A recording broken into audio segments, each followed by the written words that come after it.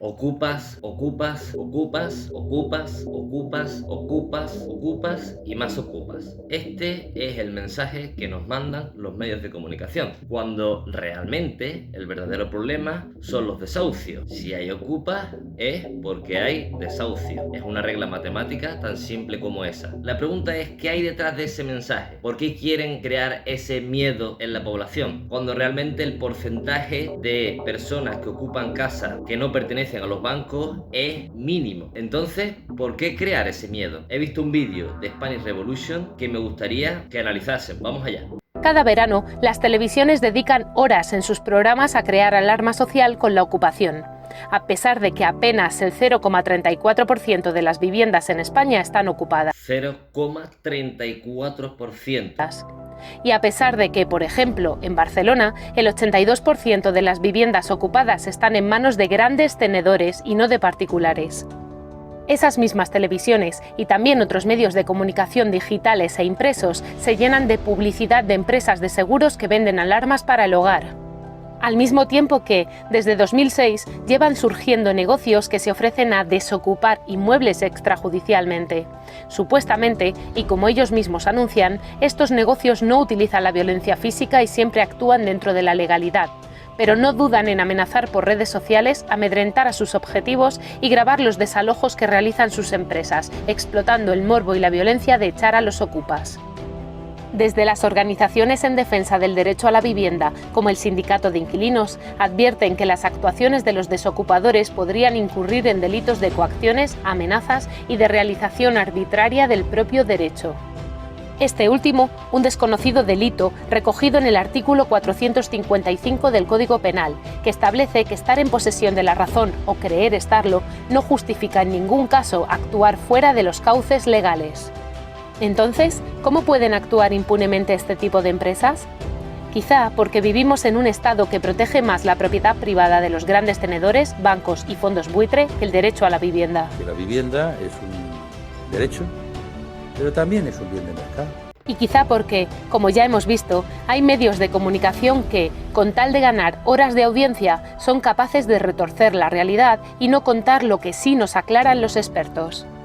Los datos oficiales están ahí tenemos las sentencias, todos los estudios estadísticos, que son rarísimos los casos de ocupación de viviendas habitadas, y el problema se da en viviendas vacías, que en un 90% son propiedad de los bancos y otras entidades. Según los datos del Instituto Nacional de Estadística, en el último año hubo 285 condenas por allanamiento de morada, por viviendas habitadas, menos de una al día. Y la gran mayoría de estas pocas sentencias encima son sobre cuestiones de rupturas de pareja o conflictos de tipo familiar. Pero en el mismo año, según los datos judiciales, se desalojó a más de 54.000 personas por no poder pagar sus hipotecas. Y también se desalojó a más de 100.000 personas por no poder pagar el alquiler de sus viviendas. Para los programas de televisión es más rentable crear una alarma exagerada en torno a la ocupación, en vez de hablar de que en el Estado español más de 700.000 familias han sido desahuciadas de sus viviendas, mientras, según un dato del INE, en 2011 ya había en España 3,5 millones de casas vacías. Jessica, de 34 años, trabajadora desde los 16, que cobraba 1.000 euros como teleoperadora, tuvo que ocupar un piso vacío de CaixaBank al no encontrar ningún alquiler por no cumplir los requisitos de ingresos. Ella fue una de las víctimas de las empresas de desocupación el pasado mayo. Pero Jessica, como ser humano, como mujer con 3 menores a su cargo, tiene derecho a una vivienda digna.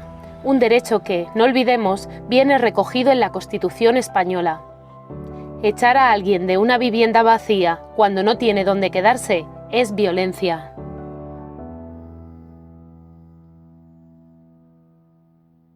Cuando a la vivienda se la trata como un bien de mercado, eso implica que funciona dentro de la oferta y la demanda. Y claro, bajo esa lógica habrá gente que efectivamente no pueda comprar una casa o que no pueda permitirse el lujo de pagar un alquiler. Por lo tanto, se queda sin ese derecho básico que es la vivienda. Para que esto no ocurra, debemos tratar a la vivienda como lo que es y además recogido dentro de la Constitución, el derecho a la vivienda. Todo el mundo debería tener un techo donde dormir y no señalar señalar a aquellas personas que están intentando buscarse un techo para poder satisfacer un derecho constitucional. Pero como hemos visto, las televisiones también se llenan los bolsillos con empresas de seguridad que ofrecen sus servicios en favor de que las televisiones pues generen este miedo. En vez de señalar a la ocupación, hay que señalar a los desahucios, que se producen más de 100 al día. Y esto es intolerable. Ya que hablamos tanto de Cuba, por ejemplo, en Cuba no hay ningún desahucio. ¿Por qué? Porque todo el mundo tiene un techo. Seguramente Cuba será criticable por muchísimas otras cosas, pero por ejemplo, de esta podemos aprender. Más viviendas públicas, límite a los precios de los alquileres, incluso la creación de viviendas ecosostenibles de bajo coste, recuperar parte de la vivienda en manos privadas y pasarlas a manos públicas hasta que el nivel de desahucios en nuestro país sea este. Si crees que nuestro contenido es necesario para generar conciencia, puedes apoyarnos en Patreon a través de este enlace. Por ahora, eso es todo. Un saludo.